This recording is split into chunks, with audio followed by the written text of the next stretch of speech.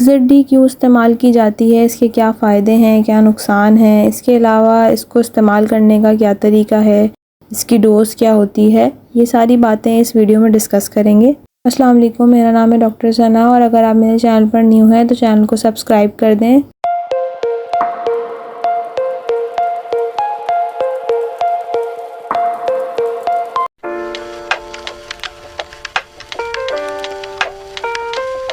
XZD का जो formula है वो फिक्सोफिनाडीन है और सूडोएफिड्रीन है। फिक्सोफिनाडीन एक एंटी एलर्जी है जो कि 60 mg की इसमें डली हुई होती है।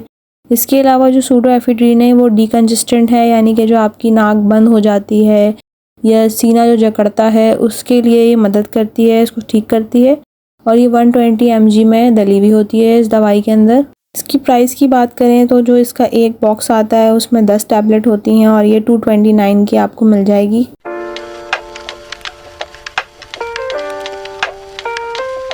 XZD इस्तेमाल की जाती है एलर्जिक रेनाइटिस में, यानी कि ये ऐसी एलर्जी होती है जिसमें छींकें आती हैं, नाक बंद हो जाती है, नाक में ख़ारिश होती है, इसके अलावा नाक का बहना और आँखों से पानी आना।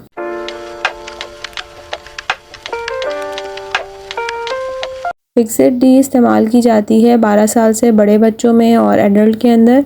इसकी जो डोज़ है वो सुबह शाम भी आपकी डॉक्टर दे सकती हैं, आपकी कंडीशन पर डिपेंड करता है, वरना ये दिन में एक दफ़ा भी ली जा सकती है। इसको लेने का तरीका ये है कि आपने इसे खाली पेट लेना होता है।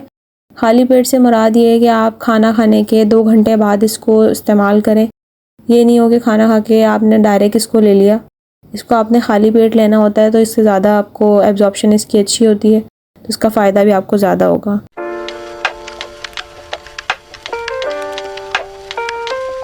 इसकी एहतियात ये है कि 12 साल से छोटे बच्चे इस्तेमाल नहीं कर सकते। इसके अलावा वो पेशेंट जो हार्ट के पेशेंट होते हैं वो इस मेडिसिन को इस्तेमाल करते वक्त अपने डॉक्टर से ज़रूर कंसल्ट करें।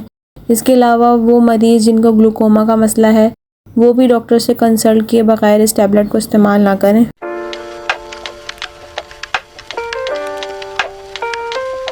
इसके नुकसानात में सर में दर्द हो सकता है, मुंह खुश्क हो सकता है, इसके अलावा एंग्जाइटी या डिप्रेशन है, पेट में दर्द का होना या गले का सूखना या उसमें इरिटेशन होना, ये इसके साइड इफ़ेक्ट्स हैं। वीडियो अच्छी लगी हो तो चैनल को सब्सक्राइब कर दें, वीडियो को लाइक एंड शेयर करें और अगर आपका कोई क्वेश्चन हो तो कमेंट सेक्शन में ज़रूर पूछें। बहुत सारा ख्याल रखिएगा। अल्लाह हाफ़िज़।